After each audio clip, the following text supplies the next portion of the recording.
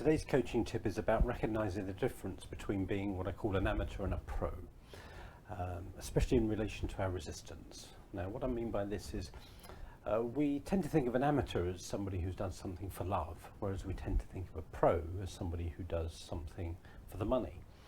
But I've got a different take on that. That when it comes to resistance and doing what we're on earth to do and what we were born to do, an amateur is somebody who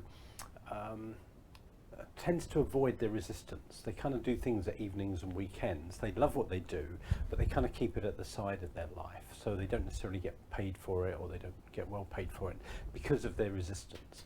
Whereas I tend to think of the pro as somebody who recognizes that every day they're going to experience some resistance. So the pro is like an archetype. It's like that spiritual warrior kind of archetype that says, you know, the pro, the spiritual pro, as I sometimes call them, you know, that part of us that says, you know what, I'm going to experience some fear every day. I'm going to experience some resistance every day. And I know that's probably never going to go away. So as a pro, I have learned, or I'm still learning, to deal with my resistance rather than deny or pretend it's not there. So for me, the day that I turned pro was when I kind of quit my corporate career 25 years ago.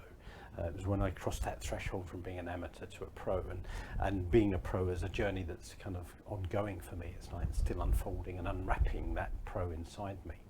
But for each of us, there comes a point, I think, when we recognize that we're going to have excuses, we're going to have fears, we're going to have question marks all the way, and we choose to show up regardless and anyway.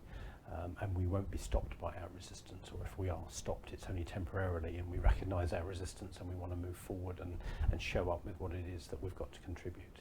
So have a think about that today. You know, how much of you, is there an amateur in you, and how much of you is a real true pro?